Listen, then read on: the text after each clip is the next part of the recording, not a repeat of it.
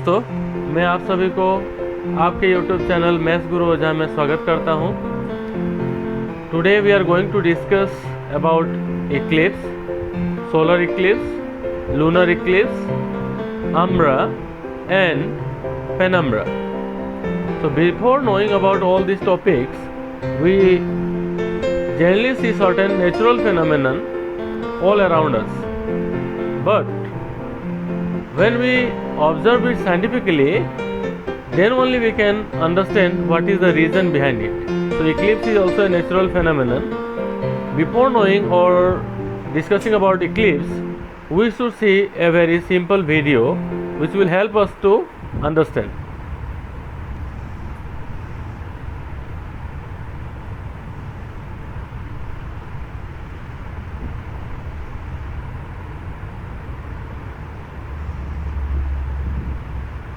Wow, what is this? Oh, you can see. Oh, it has covered sun. So it is very dark. Again, we can see when it is going away from the sun, again our earth is bright. So I hope this video will help us to understand what is today's topic. Eclipse. What is eclipse?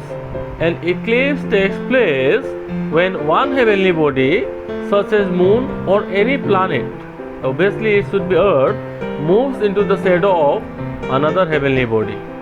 This is the definition of eclipse, that when one heavenly body moves into the shadow of another heavenly body, then that is called eclipse. Now there are two types of eclipse on earth. Number one is solar eclipse, and the number two is lunar eclipse.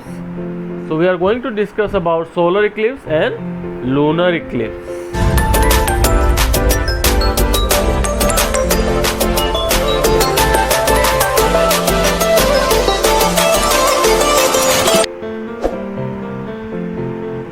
Now what is solar eclipse? When moon orbits earth, it moves between the sun and earth.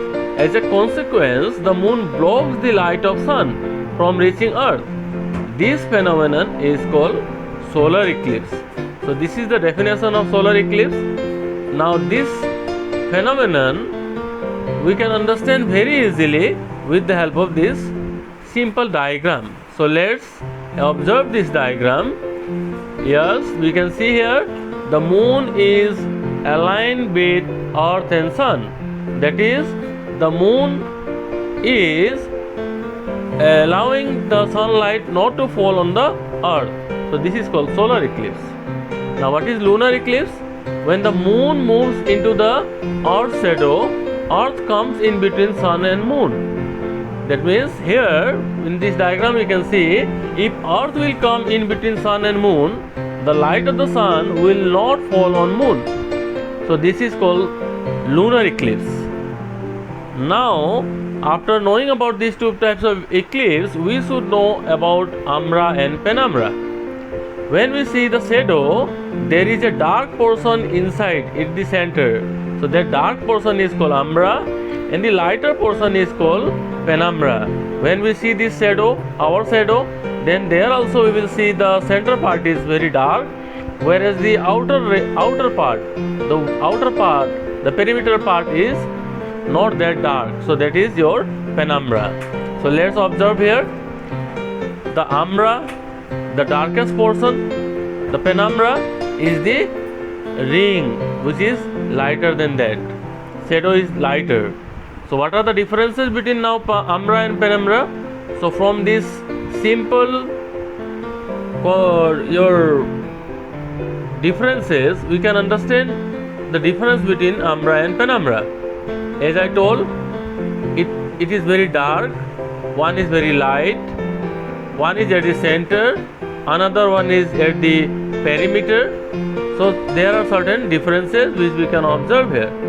One is bigger, another one is smaller, and the size of umbra and penumbra also depends upon the distance of the sun.